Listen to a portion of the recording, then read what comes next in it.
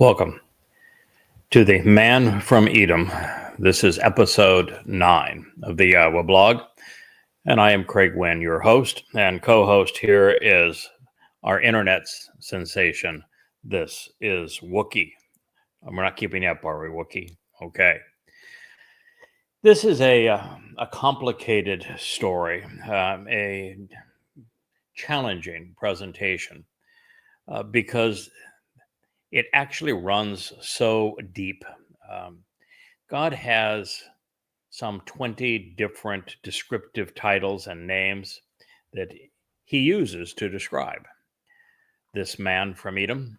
He introduces us to him initially using the term choter, which is either a rod of divine judgment or it is a stem that gives life to the fallen stump that has been Israel. And from that point, which our first introduction to the choter was not actually the first mention of the choter, but our introduction to him took place almost 10 years ago.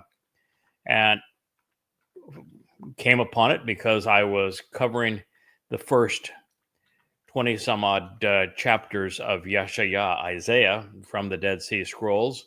And here it is in the 11th chapter, and it is the singular theme of the 11th chapter of Yeshaya is about the choter. And the whole presentation is interesting because the first 10 chapters of Yeshaya are about God's frustration with his people's propensity to be religious. And God hates religion.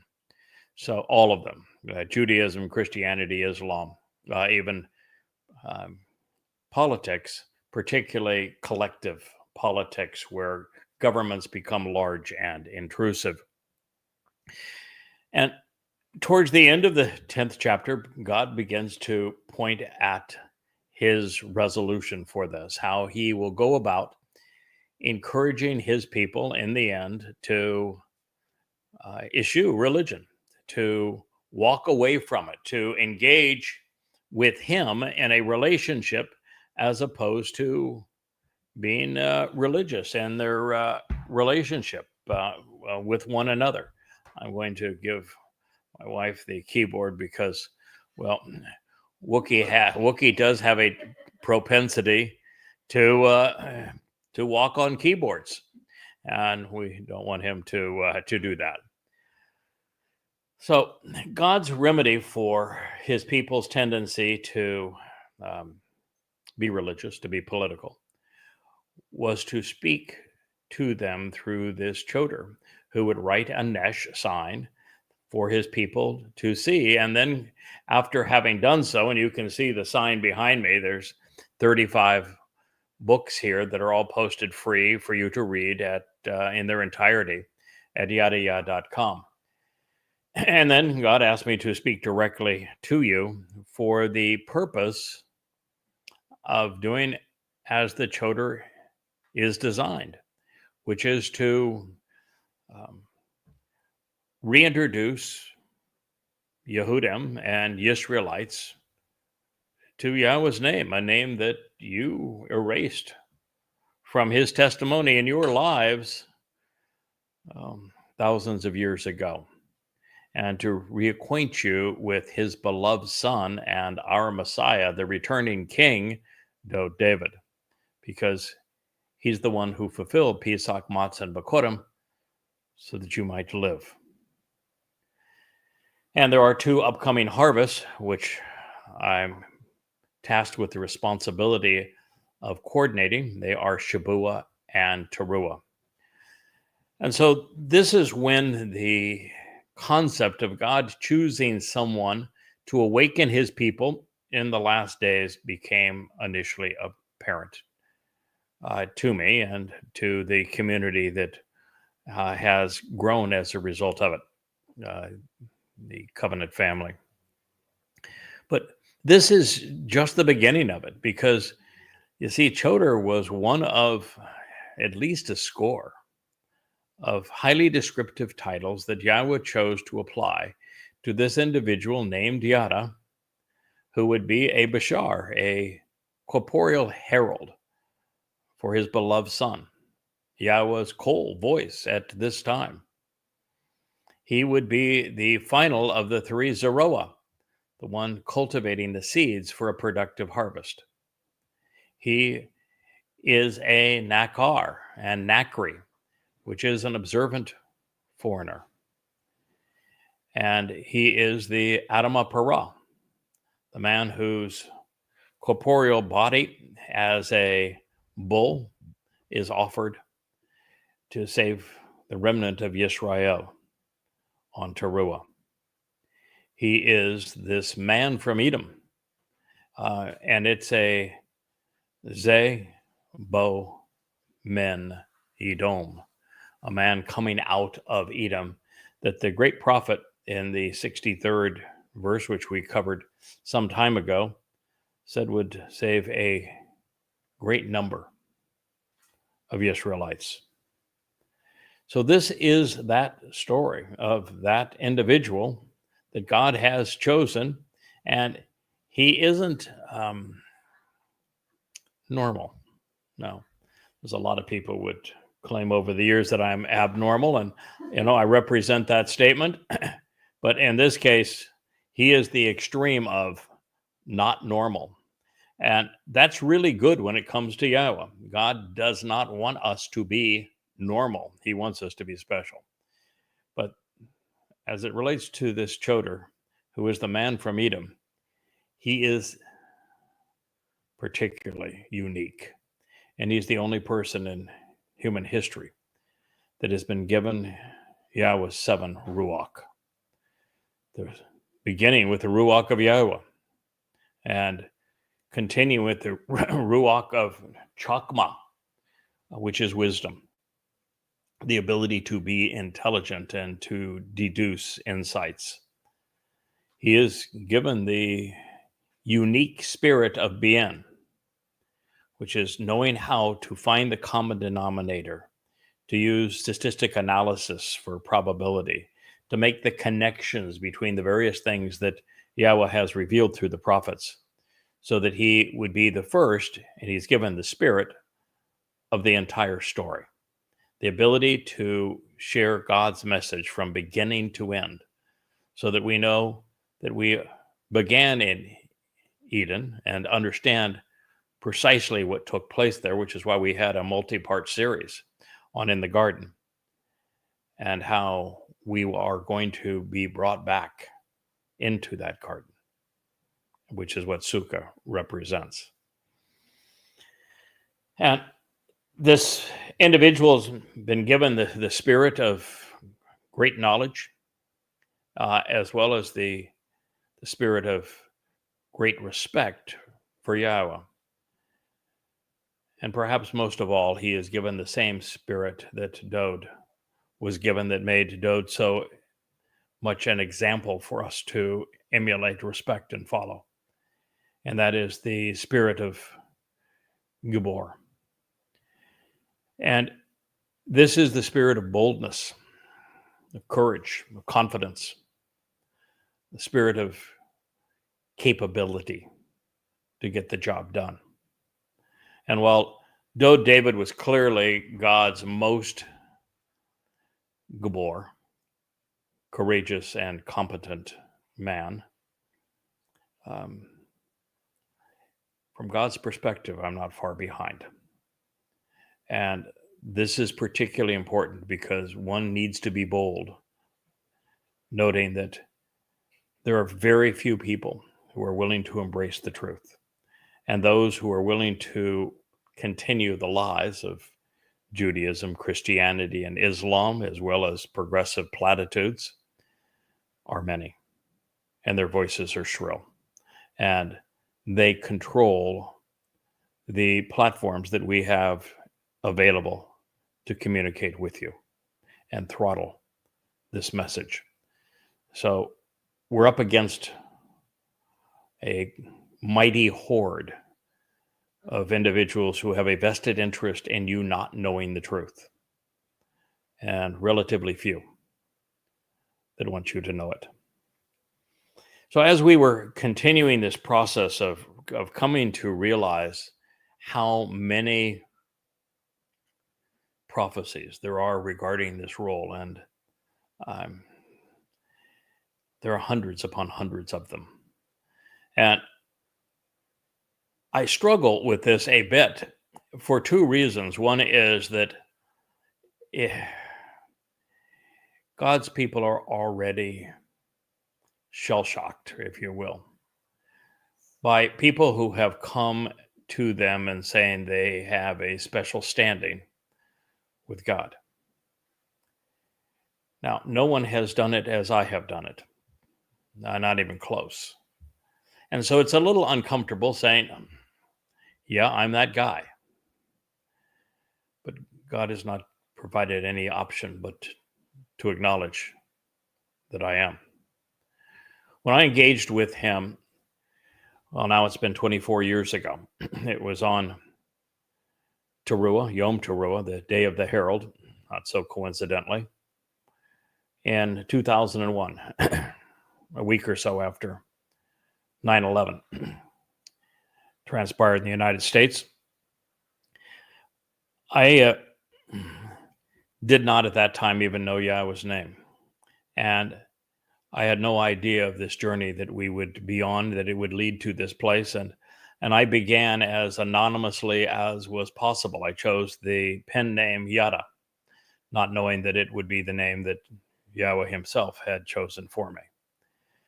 And we began this process that would require, well, really every waking hour for 24 years. Well over 100,000 hours have been invested in this.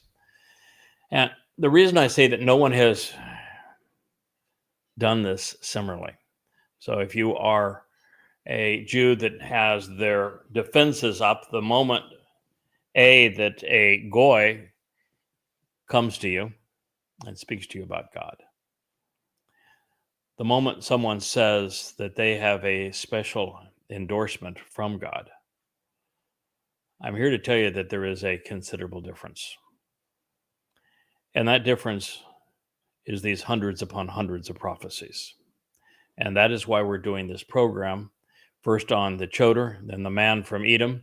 And at this point, I was actually postponing re-engaging in this series because the man from Edom is not sufficiently comprehensive to describe the unique calling and the prophecies pertaining to this mission. And nor was Towrah. It's just the beginning. And yet, if I shared them all with you at one time, the title of this program would be like writing a book, because God threw the book at it. Now, I told you that there are a lot of things that are different.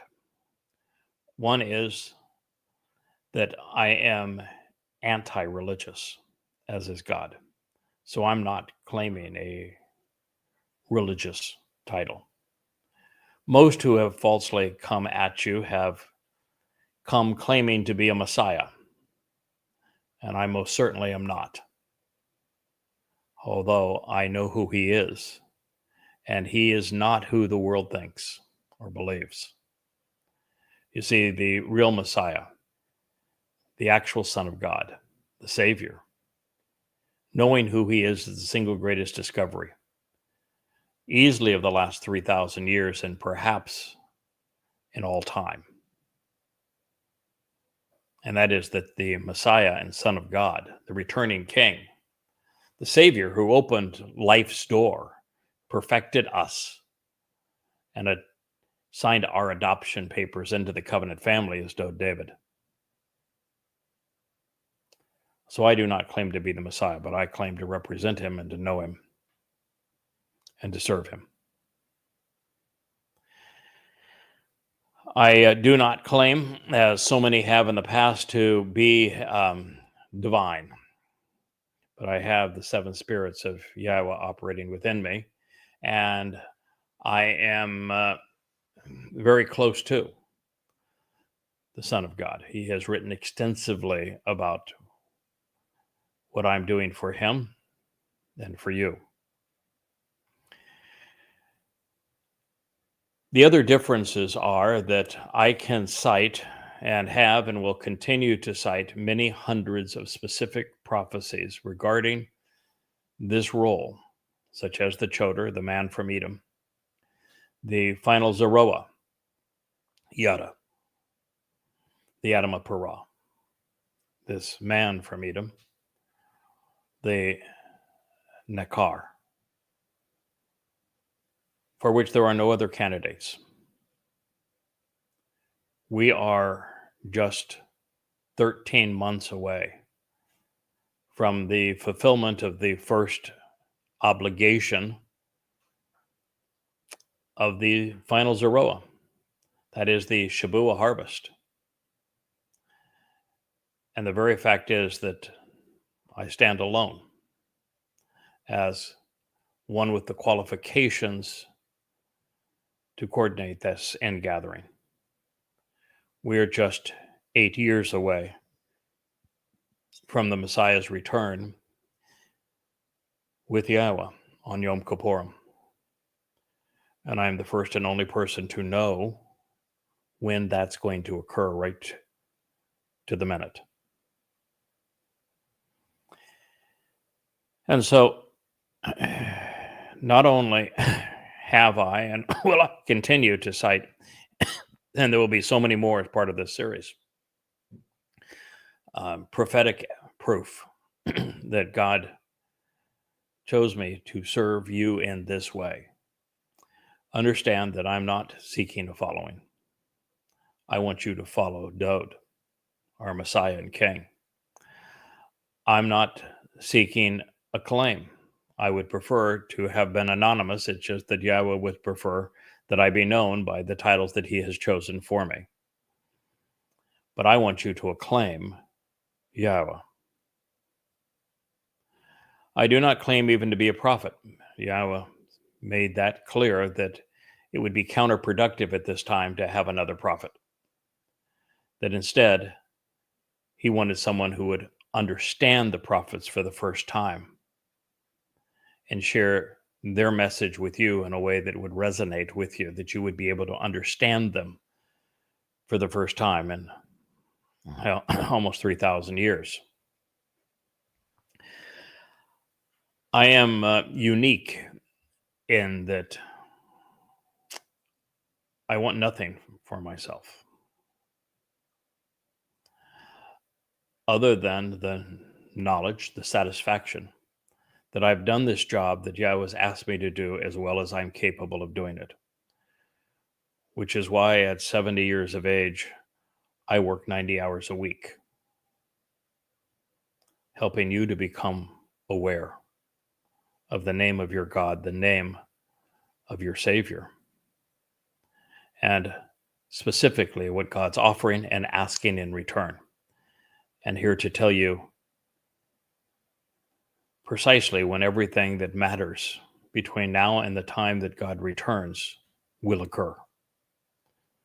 And there's a lot of news, a lot of future history for you to process. And in this regard, over the past 23 years, I have laid out many, many hundreds of detailed predictions. Now, God doesn't predict in his prophecy. He's revealing future history. I'm a student of the prophets, and I'm inspired with YAHOWAH's 7 Ruach. And so I'm in a position to foretell what's going to occur. And even though I do not claim the status of a prophet, I am a messenger. I am a witness to more of my titles. I've never been wrong. And I'm doing many things that are very precise. Like, for example, I'm telling you exactly when the Shabuah harvest is going to occur. May 22nd, 2026, 7 years before YAHOWAH returns. I'm telling you exactly when the Teruah ingathering will occur. The 23rd and 24th of September, 2033. I'm telling you exactly what's going to transpire on both of those two ingatherings. I will give you to the very minute when Yom Kippur will be fulfilled in year 6,000 Yah, with Dod's return, as brilliant as the sun in Yahweh's presence. 6:22 p.m. as the sun sets in Jerusalem, October 2nd, 2033, which is year 6,000 Yah. Yom Kippurim. I can tell you exactly what's going to happen on Sukkah 5 days later, when the earth is transformed into conditions experienced at the Garden of Eden. I can tell you when the two-state solution is going to be imposed on Israel and why it's going to occur. And I can share with you the consequence of it. And just as I predicted the events of October 7th, 2023, 2 years in advance of that attack, I am also foretelling the next Islamic assault on Israel and when it will occur and how large it will be and why it will transpire that way and what the consequence is going to be. So I have a lot to share with you, Israel. I'm also unique in that no one in all of human history has done what I have done in goddamn religion.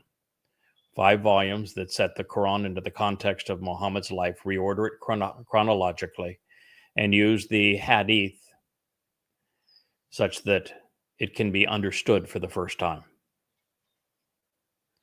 And I did so at Yahweh's specific request so that you would have the means to understand that your enemy is not Fakistinians. It's not Fatah. It's not the PLO. It's not Hamas. It's not Islamic Jihad. It's not Hezbollah. It's not ISIS. Your enemy is Islam. And I have detailed proof of that. And I'm doing a prolonged series in our Rainbow Room specific to that, but all 5 volumes of Goddamn Religion, which are detailed and documented, comprehensive, are available free, both at YAHOWAH.com and at goddamnreligion.org. No one has ever done this systematic demonstration that Islam is a declaration of war, a terrorist manifesto, as I have done in disproving the Quran and the Hadith and demonstrating how specifically this religion has been at war with Israel since 622, 14 centuries ago. But my willingness to condemn Israel's foes didn't stop there. Not only am I the only person to have proven conclusively that Islam is a death cult and that it exists such that everyone on earth is either enslaved to its demonic wannabe god or dead. I've also done the same thing with the Christian New Testament in Twistianity. I have proven emphatically 1,000 times over that it is a complete fraud and that the character of Jesus Christ never existed. He's nothing but a crude counterfeit based on identity theft of the actual Messiah and the Son of God, Dod. And I did this not only because Christianity has been so lethal to Jews over 17 centuries, but I also did it to clear away that religious muck so that for the first time you might appreciate the truth regarding the actual Messiah, Son of God and Savior, and that you should know that he is your returning King. So it's true that no one has ever done these 2 things. I've also done something that no one else has done, which is that I've taken the book that is near and dearest to the rabbis the book of Ezekiel and disproven it, shown it to be Satan's autobiography, impugning rabbinic Judaism with it, as I have done throughout all of the volumes I have written. So no one in all of human history has used the scriptures of Judaism, Christianity, and Islam to prove that they are false, while at the same time translating the oldest extant sources of the Torah, Nabi, prophets, and Mizmor, Psalms, from the Dead Sea Scrolls, scrubbing them of their diacritical markings so that the 11th century rabbinic influence would be expunged, and presenting an amplified translation that is easily verified, that is complete and accurate, so that you might know what your God actually had to say. I have more credentials than this. I'm the first person to reveal that there are 5 terms and conditions of the covenant and 5 benefits. And I have not only laid them out and documented them in video blogs and in my books, I've also explained how the 5 benefits of the covenant are fulfilled through the Moed Mikre, specifically based upon what Dod did at Pesach, Matzah, and Bikurim. I'm the first to correctly not only pronounce Yahweh's name, but to prove that the pronunciation of his name as Yahweh is accurate and reintroduce you to your God. I'm the first not only to explain the intent of each of the 7 Moed Mikre, writing 3 volumes about them, but also to date the dress rehearsals for each, the fulfillment of each, to explain their specific intent, to reveal who has and will fulfill them, and the dates going forward that the final 4 will be enabled. There are these and 1,000 other insights that are completely unheralded and were unknown to anyone prior to my collaboration with Yahowah. And of course, the ultimate discovery of all time, the realization that Dod is our Savior. He served in the second of his 3 lives as the Passover lamb and wrote vociferously about his ordeal in first person, and also vociferously about why he volunteered to take on this role and why God allowed it, and also fulfilled Matzah and Bikurim, the first person to ever understand the mechanism of Matzah, and to explain to you that what Dod did is that he took the guilt of every covenant member and he bore it on his nefesh soul.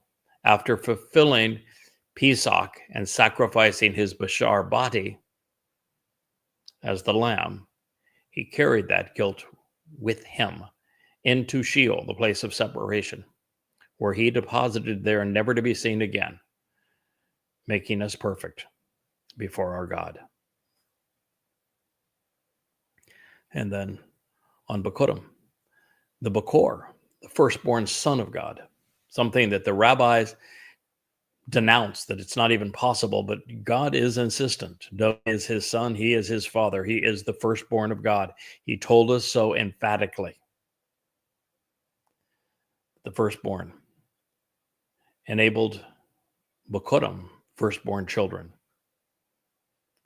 so that you could be part of God's eternal family and celebrate all time together with him, to literally be a brother or sister of our King, Dod. So there's a lot that I am bringing to you, Israel, that has never been brought to you before. No one has ever written 30 plus books of their own translations of the Torah, prophets, and Psalms, and then provided a commentary on them, much less thousands of profound insights that are all unheralded. And so this is the story that God wants you to know. And you might say, well, why a goy? After all that Yahweh says, don't engage in the ways of the goy. Why a goy? Well, first of all, why a person? Let's start there. Why a person? Because during the Exodus, the children of Israel told Yahweh to shut up and go away and never speak to them again. And God says, all right, got no problem with that. You are irritable and irascible, stubborn, opinionated, disagreeable, embittered. I'm good with that. I'll find people to speak through. And of course, the first was Moshe. And all the revelation for the next 1,000 years was never again directly from God. And it's exactly 1,000 years from 1447, 1448 BCE, and speaking to Moshe during the Exodus, and the final revelation through the final prophet, Malachi, my messenger, whose text we're going to engage in here in just a moment after this summary introduction. And he spoke in 447, 448 BCE, 1,000 years, that God communicated to you indirectly through his prophets because you told him to shut up and go away, that you never wanted to hear from him or see him again. Well, God made a promise that he would return and restore his covenant relationship with his people, and he's going to honor that, even though his people have chosen to erase his name and to be religious as opposed to engage in the covenant. And that's a non-starter. You need to know that God hates religion. And he is exceedingly blunt about it. God damn religion. And while he hates all religion, he hates Judaism the most because it's done the most direct harm to its people. In fact, if it were not for Judaism, there'd be no Christianity and no Islam, something else that I have uniquely proven. And so it is not only something that God, in terms of communication, has chosen to communicate through men and women, and mostly men, over this 1,000-year period. There was never again a direct communication from God. Always through individuals, men like myself. Now, so why not another Yehud? Moshe was a Yisraelite, wasn't a Yehud, but he was a Yisraelite.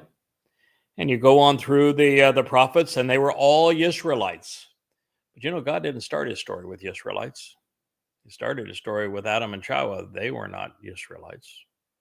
He continued his story with Noah and his family. They were not Yisraelites.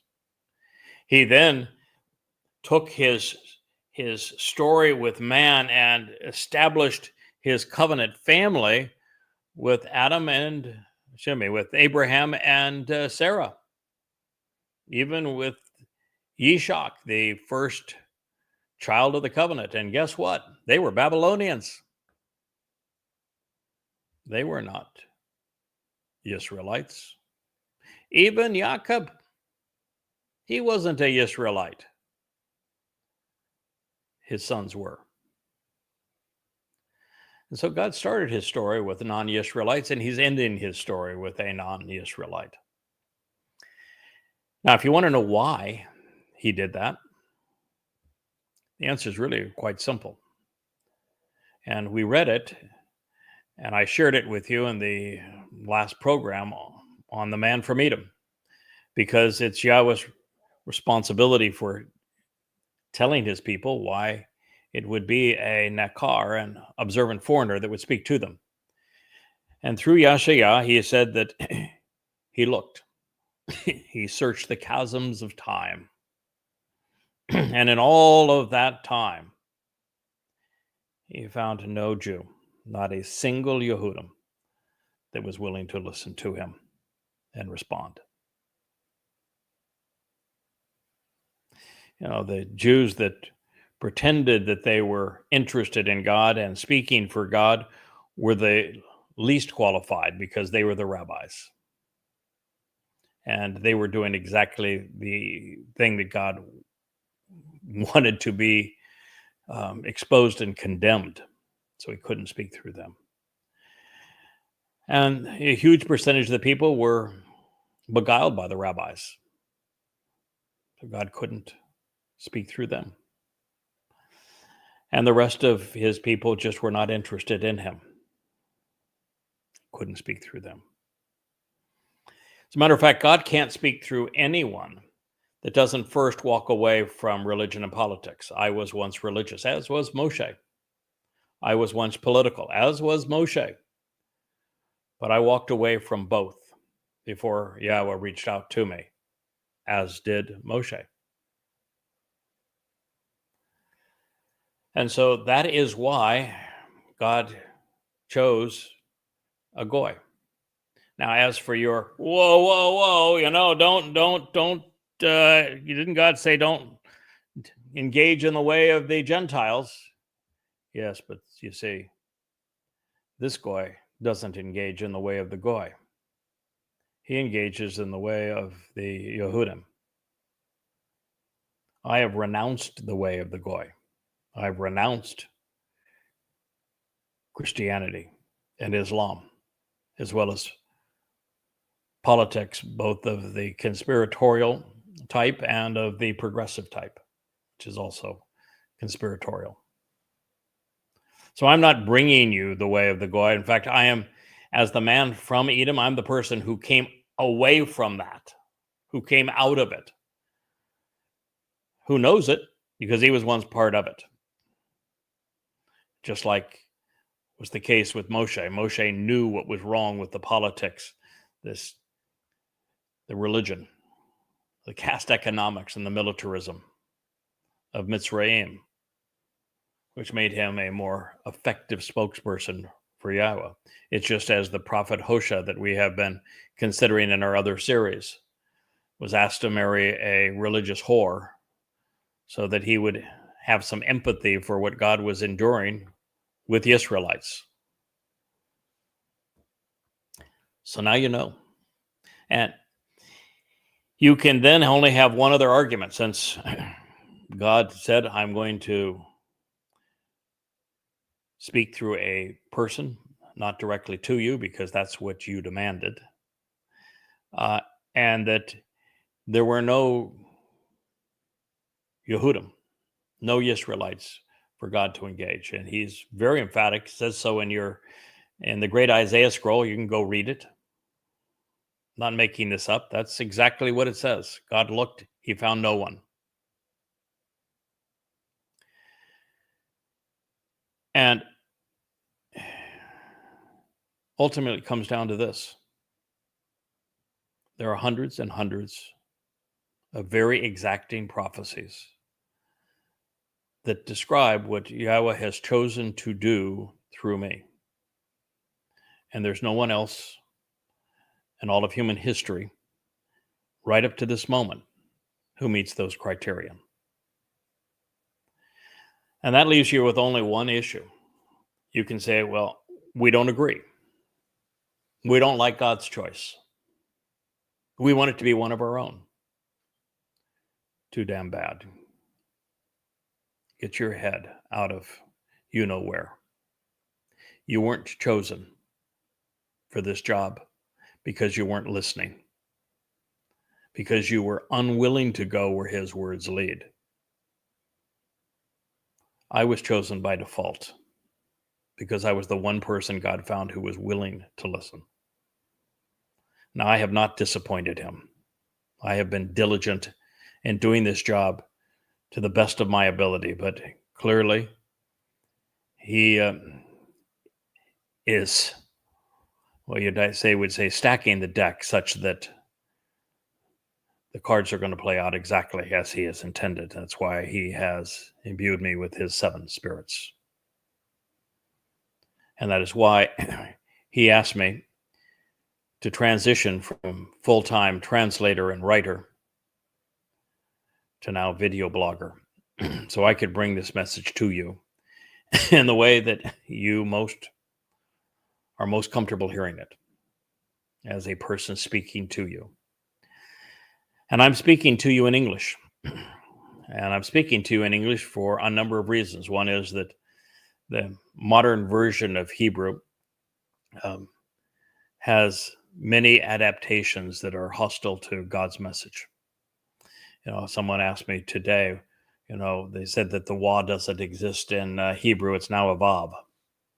Well, in the language of Revelation, from 1447 BCE to 447 BCE, when Yahweh was communicating through his prophets, there was no Vav, but there was a Wa. And the Wa is essential because it tells you how to pronounce Shalom, Torah, and Yahweh. And since the modern version of Hebrew has been corrupted in many ways, I'm not part of that.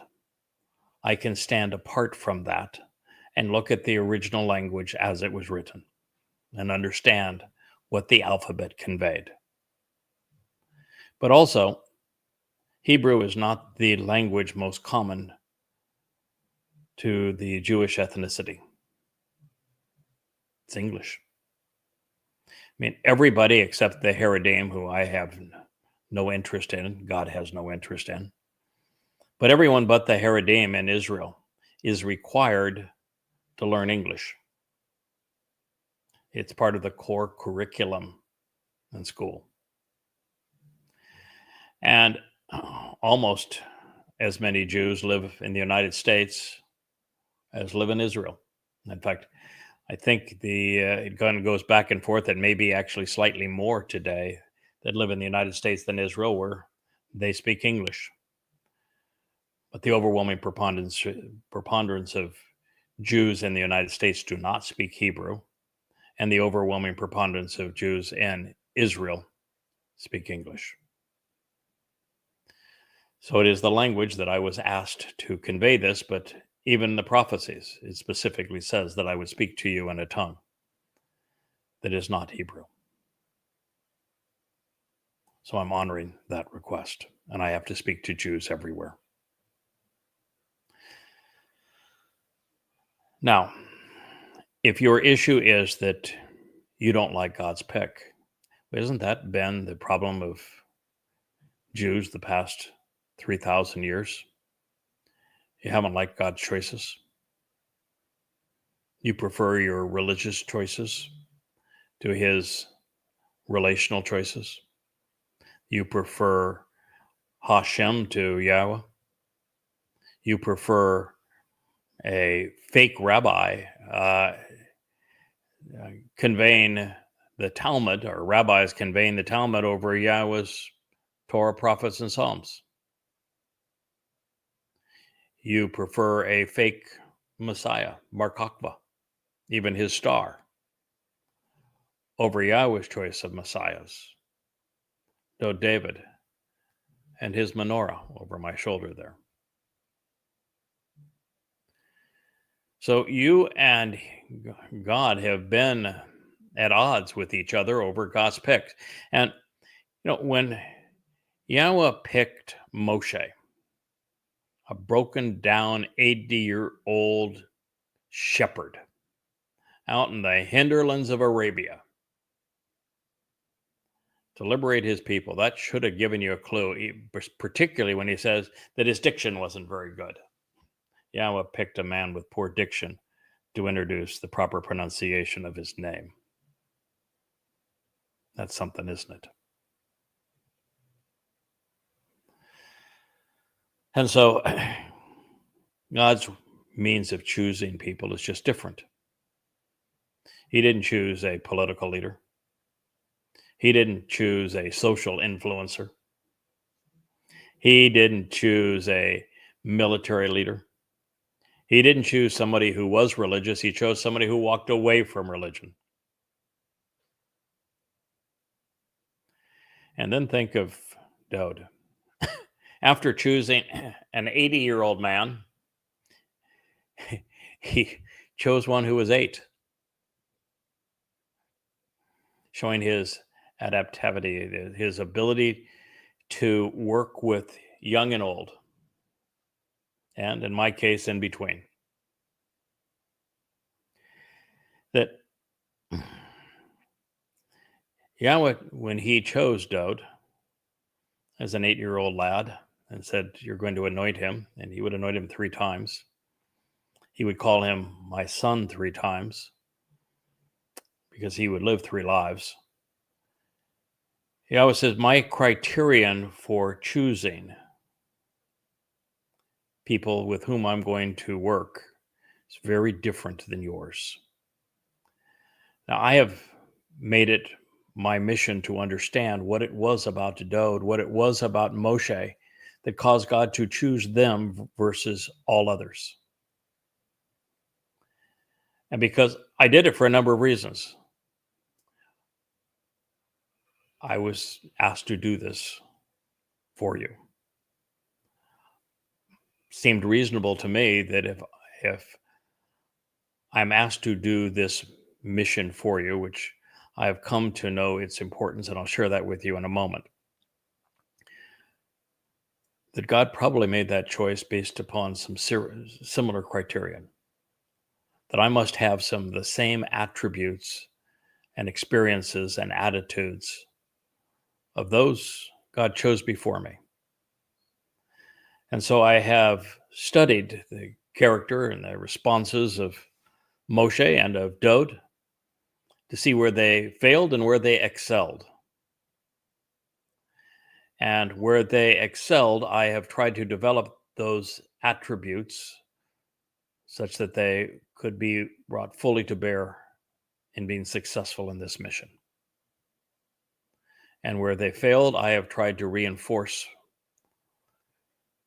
myself such that I don't trip up similarly. Now, the bottom line is God made this choice. I know why. I've begun to share why, because I thought it was important, because it doesn't just apply to me. Yes, in this role, God chose someone that had very similar attributes, although he actually had some attributes that were beyond what Moshe and Dowd had, because it was needed at this time. I have chosen to examine them, and you should care about them, because God wants you to serve him as well, and to serve his people, and to make this homecoming as marvelous as it is possible, fulfilling as it can be. And therefore, the more you exemplify Dowd and Moshe and the characteristics that God found attractive in me, the better. He wants you to be bold and outspoken, sarcastic even. He wants you to repudiate religion and politics, especially that of his people, and also especially of that have abused his people. He wants you to be a student of his words. He wants you to make the connections necessary to understand what he has conveyed. And then he wants you to share what you have learned. Before we dive back into the text, the other thing that I want to share with you, because it is essential for you to understand, is what's at stake. Why did God make this choice at this time? He engaged with me 24 years ago. At the time he engaged, by his own declaration, not a single person on earth knew him. No one was willing to state his name. No one spoke of his hatred of religion and his disdain for politics, explained his covenant correctly, or his Moed Mikre accurately. Didn't even translate his testimony with any degree of credibility. And if 24 years ago, after no one had been receptive to Yahweh for 2,400 years, that God reached out and said, I'm going to start working with someone again. Let me take my Wookiee and give him the opportunity to get back down. So if there was no one, then that's God's own testimony. Not a single person knew him. Not a single person understood the purpose of the upcoming harvest of Shabuah or of Towrah or the timing of Yom Kippurim when God's going to return, or the story how we came from the garden and we're returning to Eden. No one knew the proper pronunciation of Yahweh's name. There are thousands of things that were not known, most of which need to be known, including the role that Dode played as our Messiah and Son of God in the fulfilling of Pesach Matzah B'Kodim. And so what was the likelihood that after 2,400 and almost 50 years of no one knowing Yahweh and no one understanding any of these upcoming events, that you would go from no one to many in times to have a productive Shabuah harvest, in time to have a pleasing Teruah ingathering, in time to prepare the last witness such that he's ready to serve as the Adamah Parah, prepare Yah's people for the homecoming. What are the likelihood that you would have gone after 2,450 years of no one to many without God's intervention in this way? From God's perspective, and he knows future history because he's seen it, zero. So what would have happened had he not engaged in this way? What are the consequences of us not collaborating in this way? What if I had told God, no, I don't want to do it? There would have been no one at the Shabuah harvest. You wouldn't even know when it is. You wouldn't even know what it is, much less when it's going to occur. And there would have been no one who would have benefited from the Shabuah harvest. And should that occur, it would be a prophetic flop, something God does not do. No one would know the timing of a period called Jacob's troubles. No one was even speaking about it. No one would know what to expect. No one would have been discussing Teruah and what the day of the herald represents. But most importantly, you'd have gone all the way to the near destruction of Israel, because no one had written and proven that Islam is the enemy and that Israel is at war with Islam, and Islam would have devoured Israel as a result, and there would not have even been a remnant of Yisrael come Yom Kippurim, come the fulfillment of Teruah, to perfect for the family reunion. The nation wouldn't survive.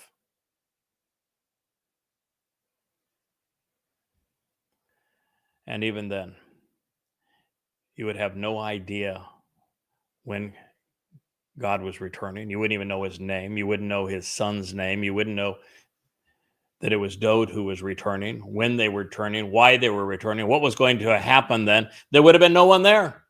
And if there was no one there, they wouldn't have returned. They're not going to return to a planet that no one knows them. because there would be no purpose in going forward. And what God conveys finally through the final prophet and the final chapter and the final line said, if I hadn't done all of this and this collaborative effort through this individual, I would have just simply destroyed the planet, because there would have been no purpose to the human experience. That's what would have happened. That's why there's so many prophecies regarding this. That's why the 7 spirits of Yahweh empower this message to you. This is why I look you directly in the eye and tell you what's coming and my role in fulfilling it. Now, I want to remind you, before we commence with the ongoing testimony, I am not doing this for a following. I have never taken a donation, and I'm not going to start.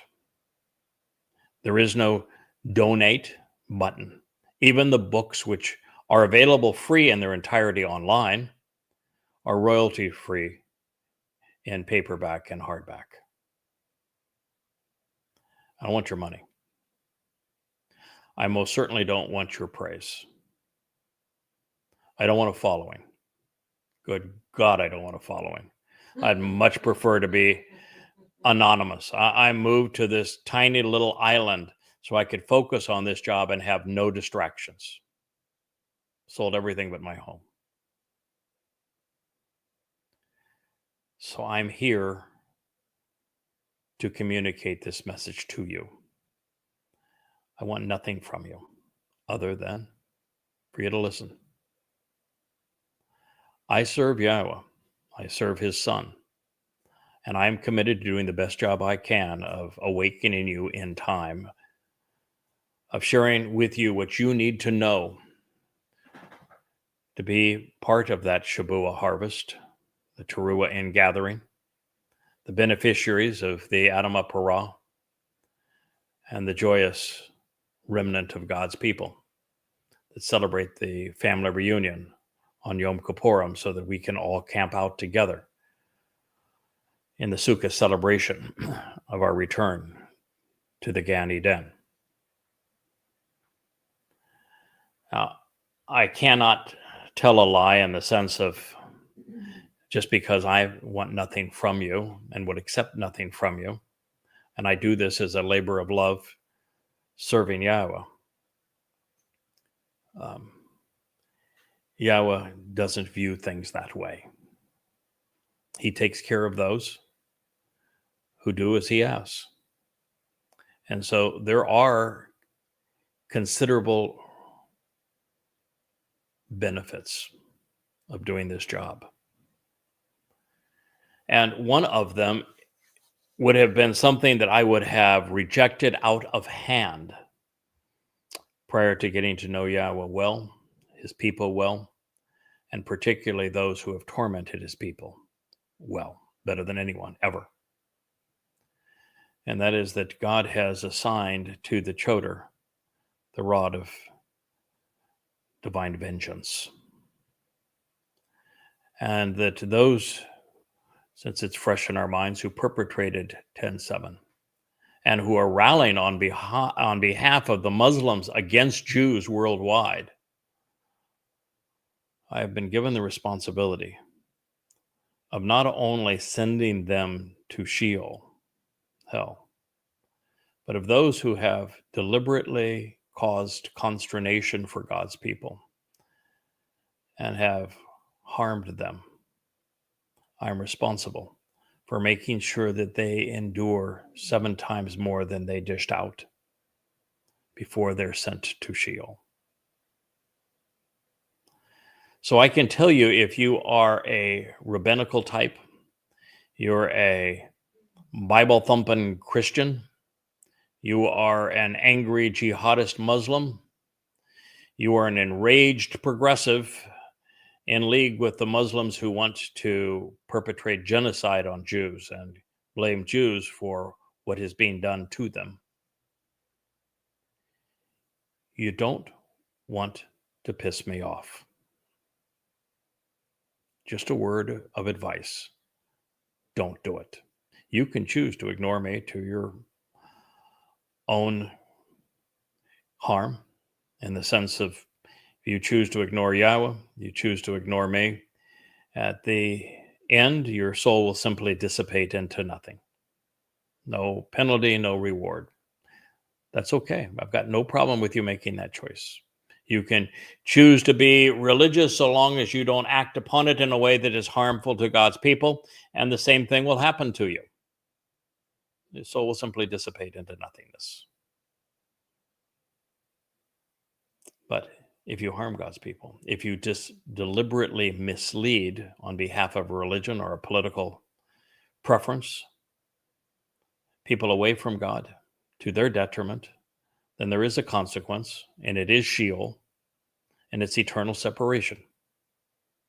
And for the worst of the offenders, people like Muhammad and Maimonides and Akiba, Paul, Peter, Luke, for example, for the perpetrators of the Holocaust and of the Inquisition, for all of the popes, for all of the imams, and for those who perpetrated 10/7, there is going to be the rod of divine vengeance, and there will be hell to pay. So that's God's story. And now that I've shared it with you, I'm actually going to review where we were in our last program, so that when we do The Man from Edom Part 10 tomorrow, we'll be up to speed. We won't have such a distance between programs. So God wants us to know that he is not happy with his people. And yet, as I communicate on social media to them and I watch the news, Yehudim remain oblivious to Yahweh's disappointment. And this is the very reason that the Choder and Bashar was required. Someone had to have the wherewithal, the persistence, the compassion, the intellect, the nerve, the courage to break the Jewish obsession with religion and politics. Yehudah, the beloved of Yah, now known as Judah and Jews. It's a compound of Yahweh's name, Yahu, for Yahowah, and Dod, beloved, the Messiah. It means the beloved of Yah. Yehudah, Jews, have been untrustworthy and spiritually unfaithful. A detestable and repulsive religious abomination has been committed in Israel and in Jerusalem. Boy, is that ever true? Indeed, Yehudah has defiled and they have profaned the set-apart place, the Kodesh, the sanctuary that separates and distinguishes, that is special and dedicated to Yahweh. Right now, for example, it has two hideous religious scars on it, the Dome of the Rock and Alaska Mosque. I beg Israel to show the courage to tear them down. And if you don't, I will. That is a place that should not be desecrated. It's the set-apart place of Yahweh, which, to provide the benefits of the relationship, he loves. He does not love the Haredim in it. He does not love the Muslims in it. He does not love the Christians in it. And he does not love the progressives in it. But there is a remnant of his people in Israel, in Yehudah, in Jerusalem, that are going to listen to him, that are going to return to him. They're going to respond favorably. And he loves you. I want you to love him in return. I know Yahweh better than anyone on earth today.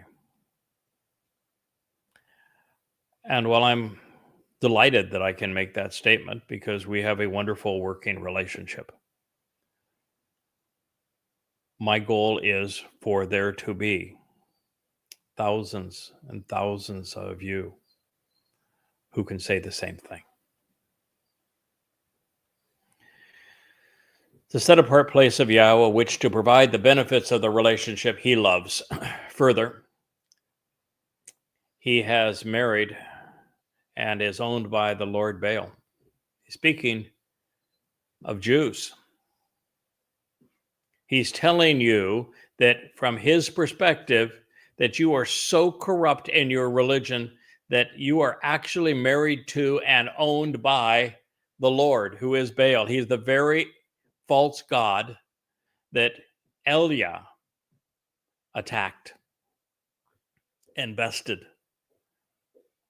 what will soon be 40 Babel, 888 years ago, and a dress rehearsal for the main event that he will orchestrate as the master of ceremonies with the sacrifice of the Edom Torah on Towrah 2033. But Israel, at this point, from God's perspective, you are still religious. You are still owned by the Lord Baal. You are the house of an illegitimate God. You won't even say Yahweh's name because you don't know him. This is Malachi, my messenger, Malachi 2:11. And so you have wearied your God. You have worn him out. You have exhausted and troubled your God with all of your many words. Oh, in the Talmud in particular. You got religious books after religious books. I mean, I've got a lot of books behind me that translate and comment on Yahweh's testimony, or translate and comment on the religious texts of the Christian New Testament or Quran, and compare them to God's testimony so I can repudiate them. But that's not the purpose of the religious tomes that the Jews have written with their very many words. And there are tome after tome after tome. And all they do is contradict what Yahweh has conveyed to his people. You've just wearied God. You've worn him out with your many words. We read a passage in our program a couple of days ago on Katzir Harvest, where God says, I'm going away. I'm going to have nothing to do with you. I'm just going to leave you to your own devices for a good long time. And that I'm not coming back until you embrace me by name. You know who I am. And you start being observant of what I have shared with you again. And he says that, I'm going to dispatch this messenger that's going to make that difference in your mindset and to get this done. And that Yahweh's not returning until I succeed with you. So let's make it easier rather than harder. And then through the prophet Malachi, this is the last of the prophets, by the way, where God says, you have wearied your God with your many words. But you say, in what way have we exhausted and troubled him? By your saying, all of those who engage in shouting with fellow countrymen, no matter how wrong, benefit as if they are moral and good in the sight of Yahweh, because he is pleased with them. This is the mantra of the rabbis, that they are pleasing to God, that they're righteous before God, and that they are needed to be religious to save Israel when they're nothing but disgusting parasites destroying the country. And God despises them.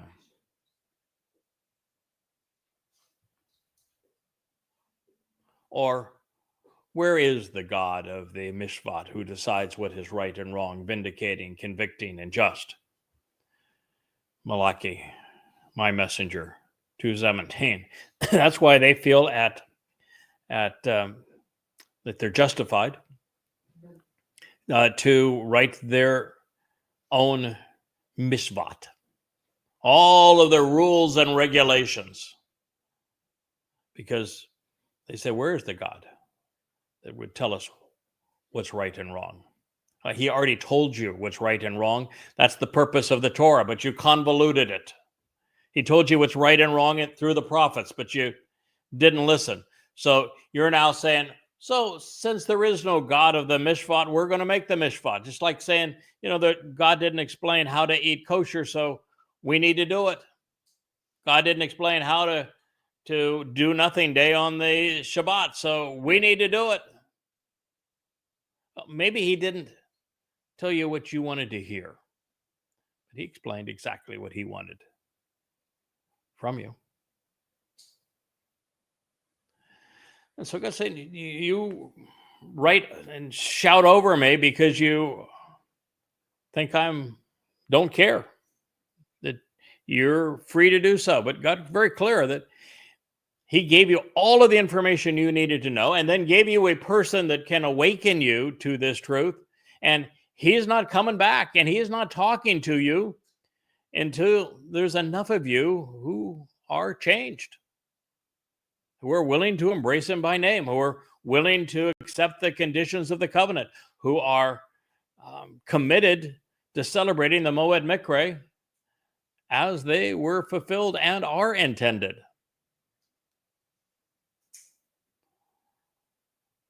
Well, this is one of the greatest crimes ever committed. Rabbis not only spewed out millions of words in the conceptions of Judaism, Christianity, and Islam, of which they're responsible for all three, they attributed their false characterizations to God. In Judaism, they went so far as to call their God-forsaken Talmud a Torah, stealing God's terms. It's no different than Christians stealing the term Messiah and Son of God and Savior from Dode to apply it to their New Testament. Rather than listen to Yahweh, rabbis have shouted over him. The first claim that Yahweh is rebuking here is the false notion that Jews who go along with the rabbis and with Jewish tradition are moral, good, and righteous. And God is lambasting that view, that he is somehow pleased with the religious. He is not. He is anti-religious. They claim it. Yahweh denies it. Who do you suppose is right? Does it matter to you? The second religious assessment God is denouncing is that men have earned the right to determine mishpat, what is right and wrong, which is, that is a rabbinic specialty. And just because he is avoiding them doesn't mean that they have replaced him. He's avoiding them because he doesn't like them. He's avoiding them because he wants nothing to do with them. And that means that all they're doing as rabbis and as Haredim today is annoying Yahweh. Therefore, since God cannot communicate through those who speak over him, who do not listen to him, who claim their criterion matter more than his, and who do not know him, well, here we are again. That's why he selected, prepared, and dispatched a Malach messenger of his own at this moment. And here's one of the many hundreds of prophecies pertaining to this mission. Therefore, behold, I am going to send out Hena Ane Shalach, my Malach, my messenger, my representative, masculine singular, who as a herald will interpret and convey my intentions and my thoughts as my envoy declaring what I have to say, just as he had in the past. I'm going to pick someone to speak through. This particular individual, however, is going to be a little different than the others because I am imbuing him with my 7 Ruach, and therefore he is literally going to be a spiritual messenger. That's why he used the term Malach, which is a spiritual messenger, but yet is a corporeal man, a Bashar. And he will prepare, clearly mark, and highly regard the way unto me, and regarding my appearance and approaching my presence. That's the job. Well, it's half the job. The other half of the job is to denounce religion and politics and conspiracy so that there are people who will be receptive to the truth. And why God spends more time in the Torah and prophets denouncing religion and politics than he does conveying his message of what's right and wrong, beneficial and counterproductive. I do the same. And that's part of the preparation. You can't clearly mark and highly regard the path to Yahweh while it is profaned with religion and politics. You need to clear that away. And the way to Yahweh, by accepting the 5 terms and conditions of the covenant and receiving the benefits of the covenant by attending the Moed Mikre with the proper mindset, so that you know what God is offering through them and what you receive by them. The way is Pesach, Matzah, Bekurim, Shabua, Teruah, Kapurim, and Sukkah. That is the way unto Yahweh. It's a 7-step path that leads from our world to him. And it also demarcates the very time that we, as the covenant family and as the final remnant of Israel, have the opportunity to appear in Yahweh's presence.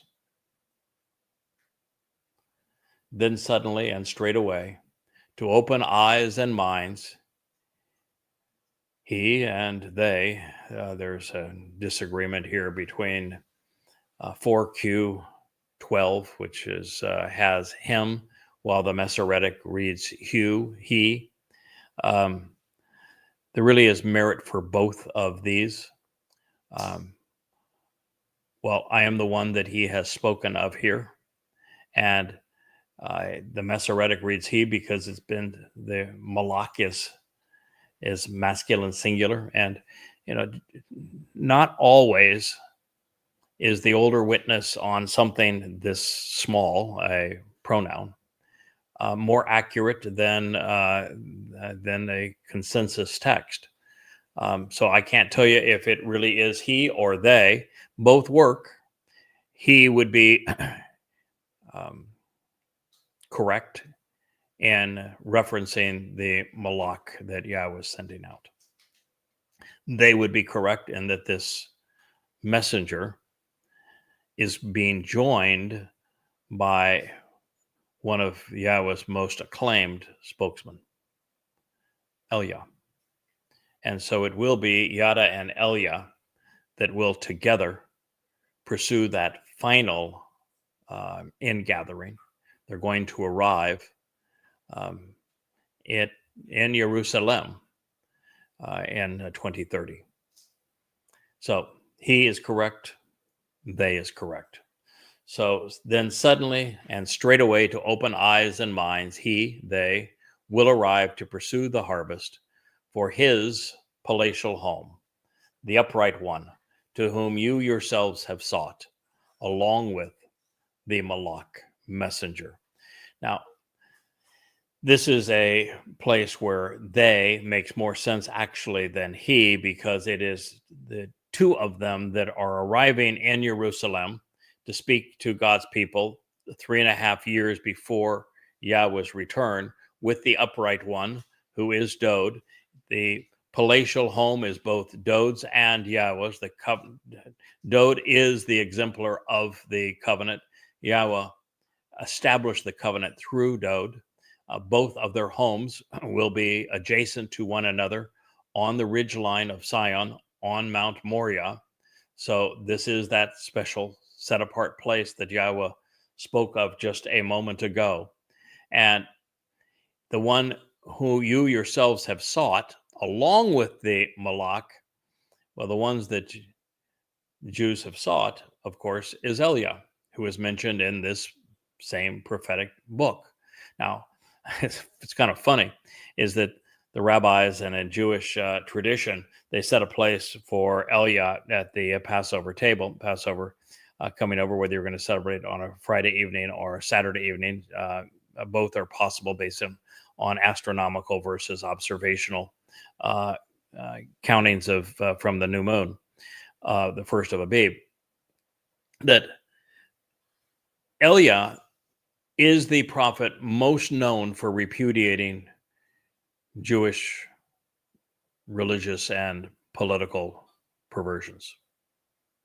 So if you wanted a person that would be the least welcome in a religious setting, that the last time he was surrounded by Jews being religious, he killed them, that would be Eliah. So it's just insane that he is brought into Judaism as someone they're anticipating. But the fact is, the prophet's correct. They're anticipating Eliah, who is going to be the other witness, even though he despises and has already shown his adroitness in exposing and condemning and eliminating the religious and the political within Israel. But he's going to be there, the one you have sought, along with the Malach messenger. And he is the Malach spiritual messenger of the covenant. As I sit here with you, the thing that I have written the most about is the covenant. Again, the first person to understand that there's 5 conditions and 5 benefits, and that the first condition requires a person to walk away from Babel, from the intermixing and commingling of truth and lies, as was found in Babylon, where religion and politics were integrated, just as they are in Israel today, just as they were in Babylon all those many years ago, and have been throughout the history of civilization. And it is away from one's country. That's mindset, attitudinally, not geography. Away from religion and politics, conspiracy, human customs, the family of man, this co-mixing of truth and lies that make religion possible, that God is asking us to disassociate with. That's the first condition of the covenant, to walk to God and become perfect. Well, that is achieved through matzah, where Dod removed our guilt and deposited in Sheol, never to be seen again. To trust and rely upon Yahowah, which can be done once you are not reliant on your political party, your religious leader, your military in any sense. Once you are willing to eschew those things and rely upon Yahowah and Yahowah alone, then you have met the third condition of the covenant. The fourth is to do as I'm doing with you now, which is to closely examine and carefully consider each of the terms and instructive conditions that comprise this family relationship, so that you're in a position to respond intelligently. And then as a man, you must be circumcised, and as parents, we're asked to circumcise our sons on the 8th day, because it is the sign of the covenant. Those are the 5 conditions. Now, there are 5 hands in Yahweh's name. Yod, He, Wah, He. Check it out. There's 5 hands. And the original alphabet of the Torah, there are 5 conditions of the covenant. There are 5 benefits of the covenant. The 5 benefits are that on Pesach, the doorway to life is opened, you become immortal. On Matzah, our guilt is removed and taken to Sheol, so we appear perfect before God. On Bokurim, we are adopted into Yahweh's covenant family, and we are enriched and empowered by him tenfold. Those are the benefits of the covenant. They are all provided through the first 3 Moed Mikre, which Dode fulfilled in year 3000 Yah, exactly when and how he said he would do so, stating when 700 years in advance, explaining how 1,000 years in advance. And so God dispatched and prepared the spiritual messenger of the covenant. Masculine singular. It is the job that I am fulfilling for you now as part of the YAHOWAH blog, in whom and for which you have desired covenant, being part of God's family. So pay attention. He is arriving and he will be returning to pursue the harvest, promises Yahweh of the spiritual implements. Malachi 3:1. Yes, indeed. He has arrived and he will return. And you might say, wait a minute, he has arrived and he has returned. Pursue the harvest? What are you talking about? Well, first of all, it's what Yahweh was talking about. I'm here now, but I won't be here come Shabuah, 7 years prior to Yahweh's return at the commencement of the time of Yaakov's troubles, May 22nd of 2026, of course, a Shabbat when God does his best work. I'll be leaving with the rest of the covenant family. I hope you can join us. But I'm going to return from Yahweh's presentation. There's 8 individuals that will return along with me. And our purpose will be to continue this mission, to educate as many of you as possible, particularly Yehudim, to Yahweh's impending return, so that there's a marvelous homecoming. And I will actually appear with Elia in Jerusalem on the Temple Mount in 2030, 3.5 years before Yah's return. So this is the story that God is conveying to us. Yahweh expressly agreed that he would go away and not speak directly to his wayward and rebellious children, especially under their prior and now present circumstances, realizing that there hasn't been a single Yisraelite in the intervening period willing to listen to him, respond to him, even say his name. And we're approaching a rather important juncture. So Yahweh was left with a singular rational option, and that is that he would shalach malach, dispatch a messenger. Now, of course, it wouldn't be easy. Of course, it never is. The malach messenger would have to be located, done, selected, done, and approached, done. That all occurred in 2001, 24 years ago. He would have to agree to engage. Yeah, it was pretty convincing, however. And he'd have to be willing to devote the time. I've done the analysis. It's 1,222 minimum 80-hour weeks. I'm currently working a 90-hour week. 1,222 80-hour weeks and counting. He would then require being equipped and prepared, which is the purpose of the infusion of the 7 spirits of Yahweh, accompanied, well, they would make that possible for us to write the translations and commentary and provide the insights in these 36 books that sit behind me. Of course, then there was the matter of gaining Yisrael's attention, which is no easy chore since they've refused to listen to God. But I can tell you, and my wife can attest, that I give it all, my all, trying to communicate to you in the most difficult of all environments, X. But it is at least interactive and more quietly, more comfortably, more cerebrally, more in a family mode on Facebook, which has become really congenial and cooperative. And then, while it isn't nearly as interactive, we have the library of well over 200 hours of the YAHOWAH blog on Facebook. So the goal at this time is to panaderek la pene, to prepare and clearly demarcate the way to approach Yahweh prior to his appearance. And in this manner, the malach would cause those who are receptive and open-minded to pursue this upcoming harvest, Shabuah.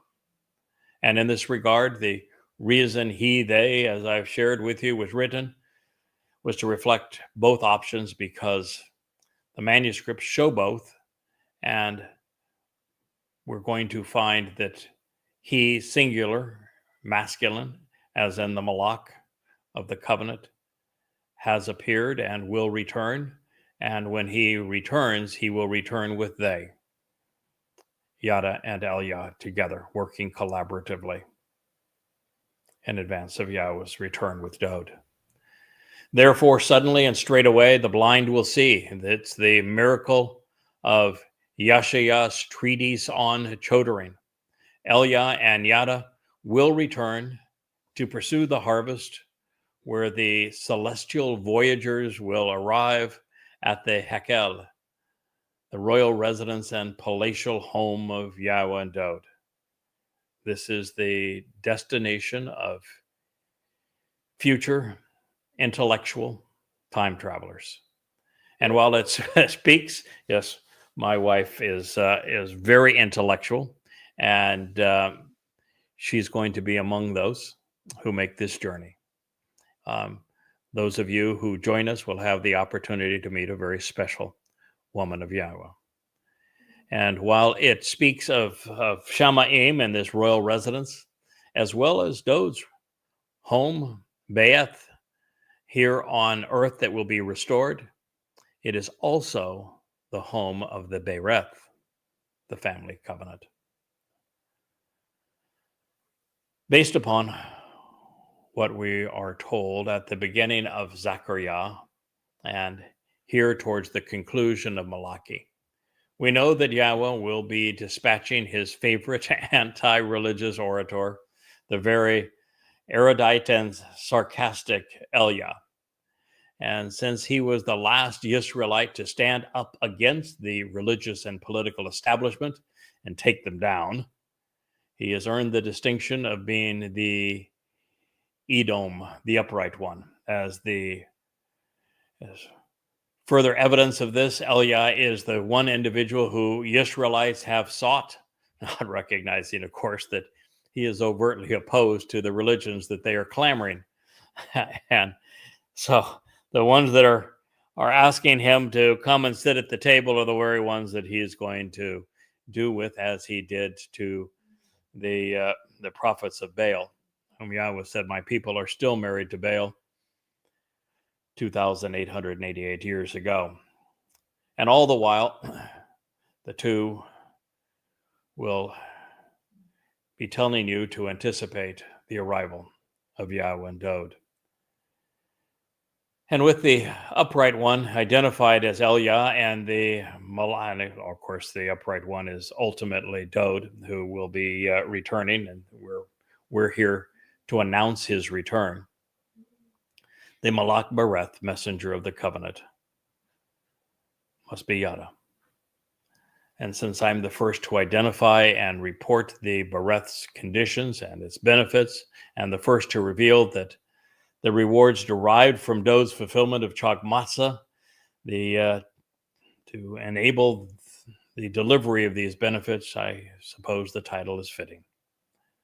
And in this case, while there is still no sign that Israelites have collectively come to their senses, well, in time, this will change. The covenant, the Malak is reconstituting, is highly desirable. And that is why he's shown arriving to arouse interest in Yahweh and to pursue these harvests. This is the message. This brings us up to new territory. We're in our 10th iteration of the man from Edom with so many other titles. We will pursue this program into some very interesting material.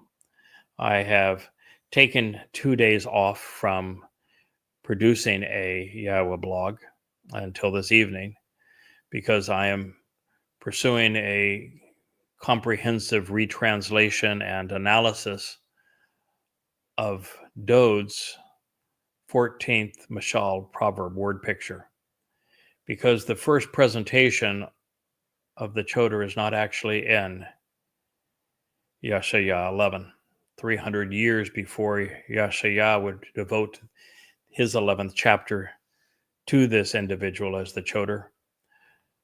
Dode devoted an entire Mashal proverb to him. And I'm going to share that with you as we move forward through all of this, so that you would have a better understanding of this unique individual and what he has to endure, what he will experience, what he will overcome, how he will ultimately prevail, and so that you're part of the covenant family who is able to participate in the Shabuah harvest. And that is a highly desirable situation, because if you make this decision sooner rather than later, then not only are you guaranteed the greatest journey of a lifetime, you're in a position to enrich God's family.